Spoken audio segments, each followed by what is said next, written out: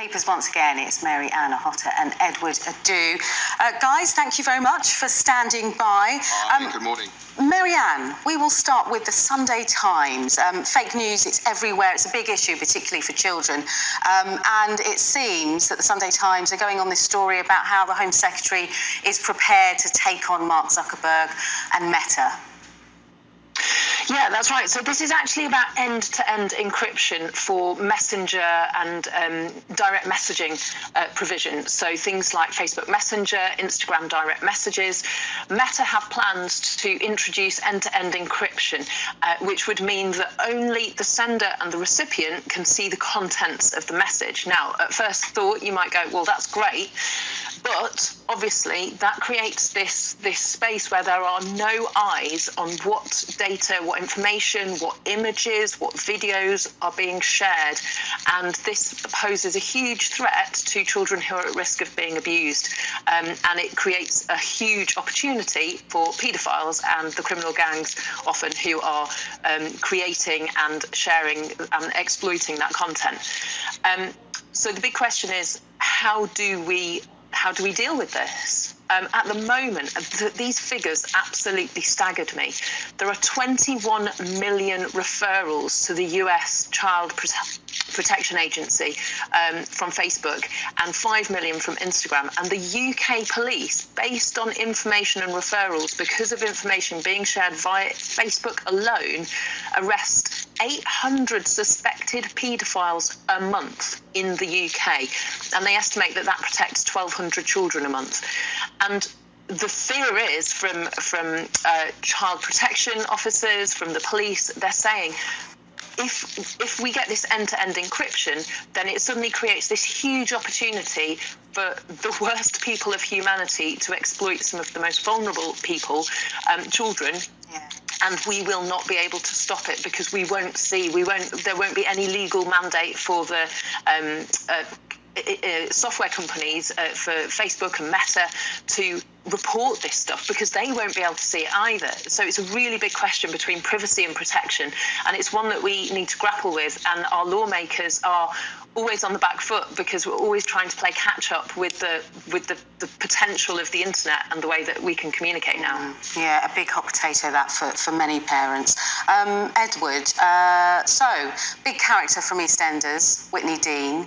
She's saying goodbye to the soap. She's been there how many years? She's been there for over 15 years, and I mean, she's a great character, and she's taken on some incredible roles over the years. But it's an exclusive piece for The Sun, and she said, well, look, after 15 years, it's time for me to go, and she's enjoyed her time on EastEnders. I think the most recent big storyline for her was the loss of her baby, the tragic storyline, and I think the way she portrayed her character and the actual the plot, the storyline. I mean, it was touching with her and her on-screen partner and the way they dealt with it, because I think it resonated and it connected with a lot of people who have suffered child loss.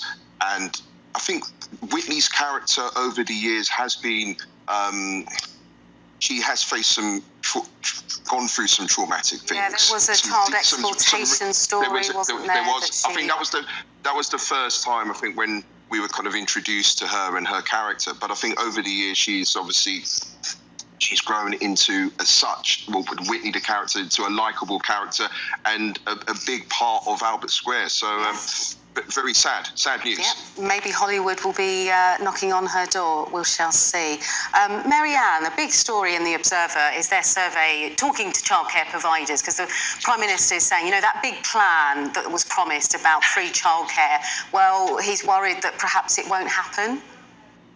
Yeah, exactly. So many viewers will remember the budget, this promise, 15 hours of childcare for working parents for all 2-year-olds, 15 hours by September 2024 for any child over 9 months with working parents. And then from September 25, 30 hours free childcare for every child under 5, if a parent wants to take up that offer.